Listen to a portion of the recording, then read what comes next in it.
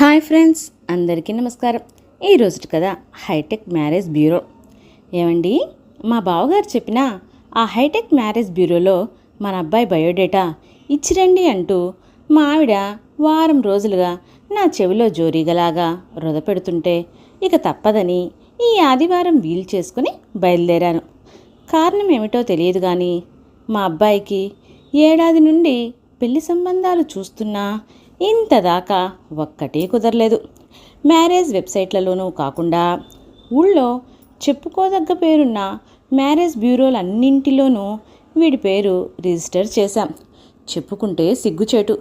వీడు కాదన్న సంబంధాల కంటే వీడిని వద్దన్న అమ్మాయిలే ఎక్కువ. ఏమైనా కాలం చాలా మారిపోయింది. ప్రస్తుతం అమ్మాయిలకే డిమాండ్ ఎక్కువగా ఉంది కాబట్టి వాళ్ళు ఎంతమందిని రిజెక్ట్ చేసినా చెల్లిపోతుంది. కలికాలం. అలా ఆలోచిస్తూనే గూగుల్ మ్యాప్ ప్రకారంగా మ్యారేజ్ బ్యూరోని వెతుక్కుంటూ వెళ్తుంటే దారిలో ఒకచోట ప్రీ వెడ్డింగ్ కోచింగ్ అన్న బోర్డు కనిపించింది. ప్రీ వెడ్డింగ్ ఫోటోషూట్ అని రాయబోయి పొరపాటున అలా రాసుంటారు అనుకుని నవ్వుకున్నాను. అయితే ఆ తర్వాత కూడా చాలా చోట్ల అటువంటి బోర్డులు కనిపించడంతో కొంచెం ఫజిలయ్యాను. హైటెక్ మ్యారేజ్ బ్యూరోకి చేరుకున్నాక లోపలికి అడుగు పెడుతుంటే పిల్ల తెమ్మరలా వీచిన చల్ల గాలితో పాటే వీణుల విందుగా వినిపించిన సన్నని ఫ్లూటు స్వరానికి నా మనసంతా ఆహ్లాదమైంది. ఎదురుగా రిసెప్షన్ డెస్క్ ముందున్న నలుగురు అమ్మాయిల్ని చూసి అటువైపుకి నడవబోతుంటే సార్ ఇటు రండి అంటూ ఒక వ్యక్తి నన్ను అక్కడే ఉన్న ఒక మిషన్ వద్దకు తీసుకువెళ్ళి నా చేత ఆ మిషన్ స్క్రీన్ పైన నా వివరాలన్నీ టైప్ చేయించగానే ఆ మిషన్ నుండి ఒక టోకెన్ బయటికి వచ్చింది. దాన్ని తీసుకుని చదువుతూ మీ టోకెన్ నంబర్ 12 మిమ్మల్ని పిలిచేదాకా అలా కూర్చోండి అని చెప్పి వెళ్ళాడు అతను. ఇంకా చేసేదేముంది, అక్కడే ఒక సోఫాలో సెటిల్ అయిపోయి చుట్టూ నిశితంగా పరీక్షిస్తే గోడలకి అందమైన ఆయిల్ పెయింటింగులు, కుండీలలో చక్కని బోన్సాయి చెట్లు, ఆక్వేరియంలో రంగురంగుల చేప పిల్లలతో కనువిందుగా తోచింది ఆ హాలు. లేత గులాబీ రంగు, ఊదా రంగు యూనిఫామ్ ధరించిన స్టాఫ్ బిజీగా అటూ ఇటూ తిరుగుతుంటే అసలు నేనొచ్చింది మ్యారేజ్ బ్యూరోకేనా లేదా ఏదైనా స్టార్ హోటల్కా అన్న సందేహం కలిగింది. అక్కడే ఎదురుగా గోడకి బిగించిన స్క్రీన్ పైన మ్యారేజ్ బ్యూరోకి సంబంధించిన అడ్వర్టైజ్మెంట్లు, టెస్ట్ మెనియల్స్ చూస్తుంటే సమయం ఎలా గడిచిపోయిందో తెలియలేదు. టోకెన్ నెంబర్ 12 అని మైక్లో వినిపించగానే గబగబా వెళ్ళి రిసెప్షన్ డెస్క్కి ఎదురుగా ఉన్న కుర్చీలో కూర్చొని మా అబ్బాయి బయోడేటాని, ఫోటోలని అక్కడ కూర్చున్న అమ్మాయి చేతికి అందించాను. వెంటనే ఒక చేత్తో ఆ డేటాని కంప్యూటర్లోకి ఎక్కిస్తూనే మరో చేత్తో ఒక పేపర్ తీసి నా చేతిలో పెట్టి సార్, ఇందులో మా సర్వీసెస్, వాటి ఫీజులు ఇంకా మా బ్యూరో షరతులన్నీ వివరంగా ఉన్నాయి. ఒక్కసారి చదువుకోండి. అలాగే మరో విషయం, ఇక్కడ మేము పెళ్లి సంబంధాలతో పాటు ప్రీ వెడ్డింగ్ కోచింగ్ కూడా ఇస్తాం. మీరు రెండింటికి ఒకేసారి రిజిస్టర్ చేశారంటే ఫీజులో 30% డిస్కౌంట్ ఇస్తాం అని చెప్పిందామె. ఆ చివరి మాటలకి ఇందాక దారంతా కనిపించిన బోర్డులు చప్పున గుర్తుకురాగా ఆ కోచింగ్ వివరాలేమిటో కొద్దిగా చెబుతారా అమ్మా అన్నాను. దానికామె ముందుగా మీరు లోనికి వెళ్ళి మా ఫెసిలిటీస్, మా కోచింగ్ క్లాసెస్ అన్నీ చూసిరండి. కోచింగ్ గురించిన వివరాలన్నీ మా ఏజెంట్ మీకు డీటెయిల్డ్గా చెబుతారు అని చెప్పి ఒక ఏజెంట్కి నన్ను అప్పగించింది.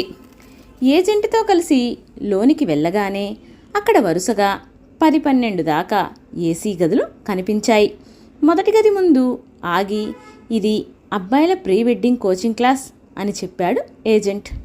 ఆ గది బయట వైపున్న టీవీ స్క్రీన్ పైన లోపల జరుగుతున్నదంతా కళ్ళకి కట్టినట్టుగా కనిపిస్తుంటే శ్రద్ధగా చూడసాగాను. చూడండి కిరణ్ గారు, మీరు చేసుకోబోయే అమ్మాయి వర్కింగ్ ఉమెన్ అయి ఉండాలని ఆశిస్తున్నారు కదా.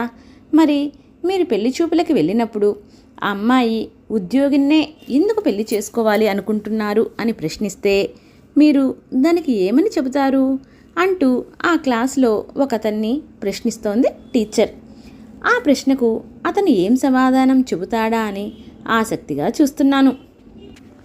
నేను నా భార్య ఇద్దరం ఉద్యోగస్తులమైతే సొసైటీలో మా స్టేటస్ పెరుగుతుంది. 2 శాలరీలతో త్వరగా అన్ని హంగులు అంటే కారు, ఇల్లు, స్థలాల్లాంటివి అన్నీ అమర్చుకోవచ్చు. ఇంకా మాకు పుట్టబోయే పిల్లల్ని మంచి స్కూల్స్లో చదివించనవచ్చు. గుడ్. మీకేం కావాలో చక్కటి క్లారిటీ ఉంది. కాకపోతే మీరు చెప్పిన ఈ సమాధానం విన్నాక ఆ అమ్మాయి మిమ్మల్ని మనీ మైండెడ్ మనిషిగా అపోహపడే ప్రమాదం ఉంది. కాబట్టి మీ సమాధానాన్ని నేను కొద్దిగా మార్చి చెప్తాను వినండి అంటూ టీచర్ ఇలా చెప్పడం మొదలుపెట్టింది. మా ఇంట్లో అంతా జెండర్ ఈక్వాలిటీని అంటే స్త్రీ పురుష సమానత్వాన్ని నమ్ముతాం. మా అమ్మా నాన్నలు నన్ను మా చెల్లెల్ని అన్ని విషయాల్లోనూ సమానంగా చూస్తారు. అలాంటి వాతావరణంలో పెరిగాను కాబట్టి నా భార్య నాతో సమానంగా చదువుకొని చదువుకు తగ్గ ఉద్యోగాన్ని చేయాలని ఆశిస్తున్నాను. ఈ సమాధానం నాకు తెగ నచ్చేసింది. నిజమే, పెళ్లి చూపుల్లో ఇలా చెబితేనేగా ఏ అమ్మాయైనా ఇంప్రెస్ అయ్యేది. మీరు చెప్పింది బాగుంది మేడం, నోట్ చేసుకుంటాను అన్న ఆ అబ్బాయితో కేవలం దీన్ని పేపర్ పైన నోట్ చేసుకుంటే సరిపోదు. ఈ మాటల్ని పదే పదే మనసులో మననం చేసుకోవాలి. అప్పుడే అవి మీ ప్రవర్తన పైన గాఢమైన ముద్రను వేసి మనస, వాచ, కర్మన మీరు మీ భార్యని మీతో సమానంగా చూసేటట్టుగా చేస్తాయి. ఓహో, అంటే ఒక రకంగా సెల్ఫ్ హిప్నాసిస్ చేసుకోవడం అన్నమాట. పర్సనాలిటీ డెవలప్మెంట్ కోర్సుల్లో చెప్పినట్టుగా ఇలా పాజిటివ్ థాట్స్తో మనసుని నింపుకోవడం మంచిదేలే అనుకుంటూ తిరిగి స్క్రీన్కి చెవులు కళ్ళు అప్పగించేశాను. ఇప్పుడు నేను చెప్పిందంతా పెళ్లి చూపులకి ముందు ఉపయోగపడే పాఠం. ఇక లెసన్ నెంబర్ 2కి వెళ్తే, మీరు ఆశించినట్లుగానే ఉద్యోగస్తురాలైన అమ్మాయితో మీ వివాహం జరిగింది అనుకోండి. మీ కాపురంలో ఒకరోజు మీరు ఎప్పటిలాగే 6 గంటలకల్లా ఆఫీస్ నుండి ఇంటికి వచ్చేశారు. మీ ఆవిడకు మాత్రం ఒకవేళ ఆఫీస్లో పని ఎక్కువగా ఉండటం వలన తను ఇంటికి రావడం ఆలస్యం అవుతుందని ఆవిడ మీకు ఫోన్ చేసి చెప్పారు అనుకోండి. అప్పుడు మీ రియాక్షన్ ఏమిటి? ఏముంది మేడం, ఉద్యోగం అన్నాక ఇటువంటివన్నీ మామూలేగా. తను ఇంటికి వచ్చేదాకా హాల్లో టీవీలో ఏ ప్రోగ్రామో చూస్తూ కూర్చుంటాను. లేదంటే ఏ వాట్సాప్లోనో ఫేస్బుక్లోనో లేదా డైరెక్ట్గా ఫోన్లోనో నా ఫ్రెండ్స్తో చాటింగ్ చేస్తాను. బాగుంది. ఆమె ఇంటికి వచ్చేదాకా మీరు ఏ విధంగా టైంపాస్ చేశారో చెప్పారు. కానీ ఇక్కడ మీరు అర్థం చేసుకోవాల్సిన విషయం ఒకటి ఉంది. ఆఫీస్లో ఎక్కువసేపు పనిచేసి ఆలస్యంగా ఇంటికొచ్చే మీ భార్య రాగానే మళ్ళీ వంట చేయడం కష్టం. కాబట్టి స్త్రీ పురుష సమానత్వాన్ని నమ్మే మీరు నిజానికి ఆ రోజున చేయవలసింది ఏమిటంటే, టీ లేదా కాఫీ చేసుకొని మీరు తాగడంతో పాటు ఆమె కోసం కూడా ఫ్లాస్క్లో పోసి తను ఇంటికి రాగానే కప్పులో పోసి చేతికి అందించడం. దాంతో ఆమె చాలా రిలాక్స్ అవుతారు. అలాగే తను ఇంటికి చేరుకునేలోపే సింపుల్గా డిన్నర్ ప్రిపేర్ చేయడం కానీ లేదా బయట నుండి ఆర్డర్ చేసి తెప్పించడం కానీ చేయడం మరింత శ్రేష్టం. లేదా మీ ఇంట్లో ఈ పనులకి వేరే మనిషి ఉంటే ఆమెతో చెప్పి దగ్గరుండి చేయించొచ్చు. నిజానికి ఆ ఒక్కరోజే కాకుండా ప్రతిరోజు ఇంట్లో వంటతో సహా అన్ని పనుల్లోనూ మీరు సమాన భాగం తీసుకుంటే మీ అన్యోన్య దాంపత్యానికి 100 ఏళ్ల గ్యారంటీ ఉంటుంది. ఆ చివరి మాటలకి ఆలోచనలో పడ్డాను. మా ఆవిడ ఉద్యోగం చేయదు కాబట్టి ఈ సందర్భం నాకు వర్తించదు. కానీ తనకి ఒంట్లో బాగోలేని రోజుల్లో కూడా నేను పొరపాటునైనా వంటింట్లోకి వెళ్ళింది లేదు, పిసరంత సాయం చేసింది లేదు. పాపం తనే ముక్కుతూ మూలుగుతూ పనులన్నీ చేసుకుంటుంది. నాకు చాలా గిల్టీగా అనిపించింది. సార్, మిగతా క్లాస్ రూములు కూడా చూస్తే మీకు మా సర్వీస్ పైన పూర్తి ఐడియా వస్తుంది అన్న ఏజెంట్ మాటలకి ఆలోచనలో నుంచి బయటకు వచ్చి అతని వెనుక నడిచాను.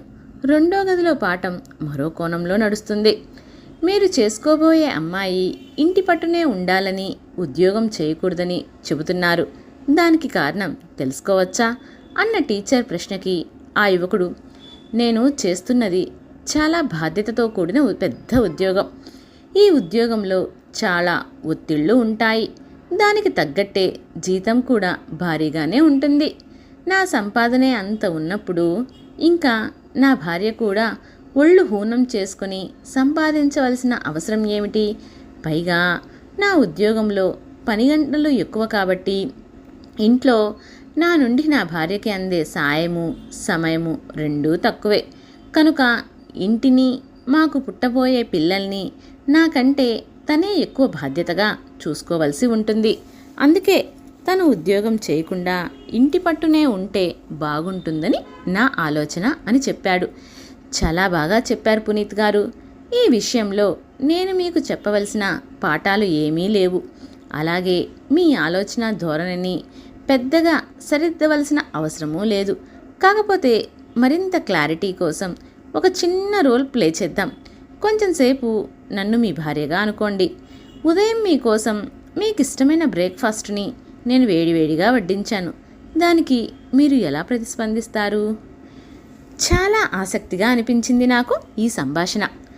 ముందే చెప్పానుగా మేడం, నేను చాలా బిజీ అని. అందులోనూ ఉదయం పూట ఆఫీస్కి వెళ్ళే హడావిడిలో ఉంటాను. కాబట్టి గబగబా తినేసి ఆఫీస్కి బయలుదేరుతాను. నిజమే, అంత పెద్ద ఉద్యోగం చేస్తున్న మనిషికి ఉదయాన్నే బ్రేక్ఫాస్ట్ని ఆస్వాదించే తీరిక, సమయము ఎక్కడుంటాయిలే పాపం. కానీ నా ఆలోచనలకి భిన్నంగా ఉన్నాయి ఆ తర్వాత మాట్లాడిన ఆ టీచర్ మాటలు. మీరెలా సైలెంట్గా తినేసి వెళ్ళిపోతే మీ భార్య చాలా బాధపడతారు. మీరిందాక చెప్పిన మాటల్ని తిరిగి మీకే చెబుతున్నాను. మీ నుండి మీ భార్యకి తగినంత సాయము, సమయము దొరకవన్నారు. అలాంటప్పుడు తనతో ఉన్న అతి కొద్ది సమయాన్ని మీరు మీ తెలివితేటలతో చాలా క్వాలిటీగా గడపాల్సిన అవసరం ఉంది. అదెలాగంటే, ఆ టిఫిన్ తింటున్న సమయంలోనే ఒక్క మాట, చాలా శ్రద్ధ పెట్టి చేసినట్టున్నావు డార్లింగ్, టిఫిన్ ఎంతో రుచిగా ఉంది, అదరగొట్టేశావు హనీ అని మీరంటే ఆమె మొహం వెలిగిపోతుంది. మీరన్న ఆ ఒక్క మాటనే పదే పదే తలుచుకుంటూ ఆ రోజంతా ఆనందపడిపోతుంది. మీతో ఎక్కువ సమయం గడపలేని లోటుని ఆ ఒక్క మాట తీర్చేస్తుంది. ఇదే సూత్రం భోజనానికి, పడకకి, అన్నింటికీ వర్తిస్తుంది పునీత్. ఉదయం 4ంటికే లేచేసి ఇంటిడి పనిని ఒంటి చేత్తో చేసుకుంటూ నేను ఉదయం ఆఫీస్కి వెళ్ళేలోగా 2 మార్లు ఫిల్టర్ కాఫీని ఎంతో రుచికరంగా చేసి పెట్టే మా ఆవిడను నేనెన్నడూ ప్రశంసించిందే లేదు. రోజంతా పనులతో అలసిపోయిన రాత్రికి చక్కగా స్నానం చేసి ఫ్రెష్గా బెడ్రూమ్లోకి వచ్చే ఆమెని మాటలతో కాదు కదా, కనీసం కళ్ళలోనైనా ఒక చిన్న మెచ్చుకోలుని ప్రదర్శించలేదు నేను. భార్యగా అవన్నీ ఆమె డ్యూటీలనే అనుకున్నాను తప్ప మరోలా ఆలోచించలేకపోయినా నా పైన నాకే ఆ క్షణాన చిరాకొచ్చేసింది. ఇటువంటి కోచింగ్ సెంటర్లు అప్పట్లో కూడా ఉండి ఉంటే ఎంత బాగుండేది. ఇంకా నెక్స్ట్ క్లాస్ రూమ్కి వెళ్దామా సార్ అన్న ఏజెంట్ హెచ్చరికతో ఆ తర్వాతి గదికి వెళ్ళాం. ఆ గదిలో అంతా ఆడపిల్లలున్నారు. మీరు చేసుకోబోయే వ్యక్తి పెద్ద బ్యాంక్ ఆఫీసర్, డాక్టర్ లేదా సాఫ్ట్వేర్ ఇంజనీర్ అయి ఉండాలని ఆశిస్తున్నారు. అలా ఎందుకని అంటే వాళ్ళకి మంచి సంపాదన, సమాజంలో మంచి పేరు ప్రతిష్టలు అన్నదేగా మీ సమాధానం అన్న టీచర్ ప్రశ్నకి అవునన్నట్టుగా ఆ అమ్మాయిలంతా తలాడించారు. సరే, ఇప్పుడు మనం ఒక సిచ్యువేషన్ని అనలైజ్ చేద్దాం. ఒకరోజు మీ వారితో కలిసి మీరు డిన్నర్కి బయటికి వెళ్ళే ప్రోగ్రాం పెట్టుకున్నారు. సాయంత్రం 6 గంటలకల్లా చక్కగా తయారై ఆయన కోసం ఎదురు చూస్తున్నారు. అయితే రాత్రి 9 దాటినా ఆయన జాడలేదు. ఫోన్ చేస్తే నో రెస్పాన్స్. తీరిగ్గా రాత్రి 10 గంటలు దాటాక ఇంటికి చేరుకున్న ఆయన మీకు కనీసం సారీ చెప్పలేదు సరికదా, అసలు మిమ్మల్ని బయటికి తీసుకెళ్తానన్న సంగతే మర్చిపోయి చాలా అలసిపోయాను, ఆకలిగా లేదు, వెళ్ళి పడుకుంటున్నాను అని చెప్పి బెడ్రూమ్లోకి వెళ్ళిపోయారు. అప్పుడు మీ రియాక్షన్ ఏమిటి? నా పట్ల అంత నిర్లక్ష్యంగా ప్రవర్తించే వ్యక్తిని నేను ఒక్క క్షణం కూడా భరించలేను. వెంటనే విడాకులకు అప్లై చేస్తాను అని ఒకరు, వెంటనే సూట్ కేసు సర్దుకొని మా పుట్టింటికి వెళ్ళిపోతా, తను వచ్చి నా కాళ్ళు పట్టుకుంటే గాని తిరిగి తనతో వెళ్ళను అని మరొకరు, కనీసం వారం రోజులైనా తనతో మాట్లాడను, నన్ను తాకనివ్వను అంటూ అక్కడున్న అమ్మాయిలంతా తలో రకంగా సమాధానమిచ్చారు. అవన్నీ ఓపిగ్గా విన్నాక, చూడండమ్మా, మీరంతా గుర్తుపెట్టుకోవాల్సిన విషయం ఒకటి ఉంది. అదేమిటంటే, అంత పెద్ద పొజిషన్లలో ఉన్న వ్యక్తి చాలా బిజీగా ఉంటారు. కాబట్టి అతను ఫ్యామిలీతో ఎక్కువ టైం గడపలేడు. ఆ విషయం మీరు అతన్ని పెళ్లి చేసుకునేందుకు ముందే తెలుసుకుంటే మంచిది. అతనికి మీ పైన బోలెడంత ప్రేమ ఉంటుంది, కానీ దాన్ని ప్రదర్శించేందుకు అతనికి చాలినంత సమయం దొరకలేదన్న విషయాన్ని మీరు అర్థం చేసుకోవాలి. కాబట్టి మీరే చొరవ తీసుకొని అతను భోజనం చేస్తున్నప్పుడు పక్కనే కూర్చొని మాట్లాడటం, లేదా ఉదయాన్నే అతనికి జాగింగ్ లేదా రాత్రిపూట వాకింగ్ చేసే అలవాటు ఉంటే అతనితో పాటే మీరు కూడా వీలు చేసుకొని వెళ్ళడం లాంటివి చేస్తూ మీరిద్దరూ కలిసి గడిపే సమయాన్ని కొద్ది కొద్దిగా పెంచుకుంటూ రావాలి. అలాగే అతని ఇంట్లో లేని సమయాల్లో మీరు ఫ్రెండ్స్తోనో మీ పిల్లలతోనో ఆహ్లాదంగా గడపడాన్ని అలవాటు చేసుకోవాలి, లేదా ఏవైనా చక్కటి హాబీలను డెవలప్ చేసుకోవాలి అన్న టీచర్ మాటలు చాలా అర్థవంతంగా తోచాయి. సార్, ఇంతదాకా థియరీ క్లాస్ రూమ్లని చూశారు కదా, ఇప్పుడు ప్రాక్టికల్ క్లాసెస్ చూద్దాం అంటూ ఏజెంట్ తీసుకెళ్ళిన మరో గదిలోకి తొంగి చూసి ఆశ్చర్యపోయాను. ఆ గదిలో అబ్బాయిలు అమ్మాయిలు ఒకరితో ఒకరు మాట్లాడుకుంటూ నవ్వుకుంటూ తలో పని చేస్తున్నారు. కొంతమంది బట్టలు ఉతుకుతున్నారు, కొంతమంది గిన్నెలు కడుగుతున్నారు, మరి కొంతమంది ఆరిన బట్టలను దొంతర్లుగా మడతలు పెడుతున్నారు, ఇంకొంతమంది డైనింగ్ టేబుల్ను శుభ్రంగా తుడుస్తున్నారు. ఆ గదికి అటాచ్డ్గా ఉన్న కిచెన్లో కుస్తీ పడుతున్న వాళ్ళు కొందరు. అది చూసి నాకు ఏమీ అర్థం కాక, ఇదంతా ఏమిటి, వీళ్ళంతా ఎవరు, ఇక్కడ ఏదైనా హాస్టల్ నడుపుతున్నారా అంటూ ఏజెంట్ని అడిగాను. దానికతను పెళ్ళిన నవ్వేసి, భలేవారే, ఇది హాస్టల్ కాదు, వాళ్ళంతా పనివాళ్ళు కారు, ఇది కూడా ఈ కోచింగ్లో ఒక భాగమే. భార్యాభర్తల మధ్యన వచ్చే గొడవల్లో సింహభాగం ఇంటి పనుల విషయాలే కదండి. అందులోనూ భార్యాభర్తలిద్దరూ ఉద్యోగస్తులైతే ఇంట్లో ఎవరు ఏ పనులు చేయాలన్న దానిపైన చిన్న సైజు ప్రపంచ యుద్ధాలే జరుగుతుంటాయి. సాధారణంగా ఇంటి పనులు ఎక్కువగా ఆడవాళ్లపైనే పడుతుంటాయి. దాంతో వాళ్లల్లో అసహనం పెరిగిపోయి చిరాకులు ఎక్కువైపోయి మెల్లిమెల్లిగా అవే పెద్ద గొడవలకి దారితీస్తాయి. అలా జరగకుండా ఉండేందుకే అబ్బాయిలకి ఇలా పనులు నేర్పిస్తున్నాం. నిజానికి ఈ కాలం అమ్మాయిలు కూడా ఇంటి పనులు చేయడాన్ని నామోషిగా భావిస్తున్నారులేండి. డబ్బులు పడేస్తే పనివాళ్ళు దొరుకుతారు అనేది వాళ్ళ ధీమా. కానీ ఇంట్లో ఎంతమంది పనివాళ్ళున్నా కూడా కొన్ని పనుల్ని ఇంటి యజమానులే చేసుకోవాల్సి ఉంటుంది. దానికి తోడు అడపాదడప పనివాళ్ళు పనికి నాగా పెడుతుంటారు. అలాంటప్పుడు పని చేయాల్సింది నువ్వా నేనా అంటూ భార్యాభర్తలు తగువులు పెట్టుకోకుండా సరి సమానంగా పంచుకుంటేనే సంసారం సవ్యంగా సాగుతుంది. పాతకాలంలో అయితే తల్లులు వెనకాలే ఉంటూ ఆడపిల్లలు పెళ్లికి ముందే ఇంటి పనులన్నీ నేర్చేసుకునేవాళ్ళు. ఈ కాలం ఆడపిల్లలు చదువులు బాగా చదువుతున్నారు కానీ పనుల విషయంలో మాత్రం పెద్దగా ఆసక్తి చూపించడం లేదు. అలాగే మగపిల్లల విషయానికొస్తే అప్పట్లో ఆడపిల్లలు ఉద్యోగాలు చేయకుండా ఇంటి పట్టునే ఉండేవాళ్ళు కాబట్టి మగపిల్లలకి ఇంటి పనులు చేసే అవసరం ఉండేది కాదు. కానీ ఇప్పటి పరిస్థితి అది కాదు కదా.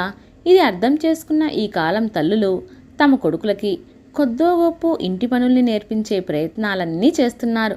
కాకపోతే ఇంకా పాత భావాలు పోని తండ్రులు మాత్రం దానికి అడ్డుపుల్లలు వేస్తున్నారు. అందుకే ఇక్కడ ఇలా వాళ్ళందరికీ ఇంటి పనుల్లో ప్రత్యేకంగా ట్రైనింగ్ ఇవ్వాల్సి వస్తుంది. నిజమే, మా ఆవిడ కూడా ఇలాగే ఎప్పుడైనా మా అబ్బాయికి ఇంట్లో పని చెప్పబోతే, మగపిల్లాడికి ఆడంగి పనులు చెప్తావేమిటి బుద్ధి లేకుండా అంటూ నేను కసిరేవాడిని. మనసులో అనుకోబోయి ఆ మాటల్ని పైకే అనేశాను. పనులకి లింగభేదం ఏమిటండి, అయినా మీరింకా నయమేలండి. నాకు తెలిసిన చాలామంది తండ్రులైతే కొడుకులనే కాదు కూతుర్లకు పని చెప్పినా ఇష్టపడరు. కూతుర్ని యువరానిలా చూసుకుంటారు. ఇంట్లో పనులన్నీ భార్యే చేసుకోపోవాలి అనుకుంటారు. భార్య కూడా ఒకప్పుడు పుట్టింట్లో యువరాణిలాగే పెరిగొచ్చిందన్న విషయాన్నే తలుచుకోరు. అలాగే రేపు వివాహమై మరో ఇంటికి వెళ్ళిపోయాక తన కూతురు కూడా తన భార్యలాగే అక్కడ పనులన్నీ చేసుకోవాలన్న సంగతి తోచదు వాళ్ళకి. అయినా స్త్రీ పురుష తారతమ్యాలు లేకుండా వంటతో సహా అన్ని పనులన్నీ అందరూ నేర్చుకుంటే అవసరానికి పనికొస్తుంది కదండి. ఫర్ ఎగ్జాంపుల్, భార్య జ్వరంతో మంచమెక్కిందనుకోండి, స్విగ్గీ జొమాటోలపై ఆధారపడి ఆరోగ్యాన్ని మరింత పాడు చేసుకోకుండా ఇంట్లోనే చక్కగా 4 ఇడ్లీలు చేసి పెడితే ఆవిడ సంతోషిస్తుంది, త్వరగా కోలుకుంటుంది. ఆ అనుబంధం మరింత బలపడుతుంది కదండి అన్న ఏజెంట్ మాటలకి అవునన్నట్టుగా తల ఆడించాను. అప్పటికే ఈ కోచింగ్ సెంటర్తో చాలా ఇంప్రెస్ అయిన నేను ఇంకా ఏమీ ఆలోచించలేదు. వెంటనే రిజిస్ట్రేషన్ ఫారంని నింపేసి మా వాడికి పెళ్లి సంబంధంతో పాటుగా కోచింగ్ క్లాసెస్కి కూడా డబ్బులు కట్టేశాను. ఇంటికి వెళ్తూ దారిలో వెజిటబుల్ మార్కెట్లో కనిపించిన పెద్ద మిరపకాయలను కొనేసి ఆ పైన యూట్యూబ్లో మా ఆవిడకి ఇష్టమైన మిర్చి బజ్జీ ఎలా తయారు చేయాలి అన్న వీడియోని సేవ్ చేసి పెట్టుకున్నాక మొట్టమొదటిసారిగా నా చేతి మిర్చి బజ్జీలు తింటుంటే మా ఆవిడ కళ్ళల్లో మెరిసే కాంతిలో నన్ను నేను చూసుకోవాలన్న కోరిక నన్ను తొందరిచ్చేస్తుంటే వడివడిగా ఇంటికి బయలుదేరాను. ఏవండి, ఎన్నడూ లేనిది అసుర సంధ్య వేళ పడుకున్నారేమిటి? లేవండి, ఆ హైటెక్ మ్యారేజ్ బ్యూరోలో మన అబ్బాయి పేరు రిజిస్టర్ చేసి రావాలన్న సంగతి మీకు అసలు గుర్తుందా లేదా అన్న మా ఆవిడ మాటలకి ఉలిక్కిపడి కళ్ళు తెరిచాను. ఓహో, అయితే ఇదంతా కలేనా? ఏమైతేనేం, బూజు పట్టిన నా పురుషహంకార భావాలని కూకటి వేళ్లతో పెకిలించేసి నా ఆలోచనల్లో చక్కటి మార్పుని కలిగించిన ఆ సుస్వప్నానికి మనసులోనే జోహార్లర్పిస్తూ హైటెక్ మ్యారేజ్ బ్యూరోకి బయలుదేరాను. వచ్చేటప్పుడు బజ్జీల కోసం మిరపకాయలు తీసుకొస్తాను. ఓకే ఫ్రెండ్స్, నా కథ మీకు నచ్చినట్లయితే లైక్ చేయండి, షేర్ చేయండి మరియు నా ఛానల్ని సబ్స్క్రైబ్ చేయండి. పక్కనే ఉన్న బెల్ ఐకాన్ క్లిక్ చేయడం మర్చిపోవద్దు. Thank you for watching.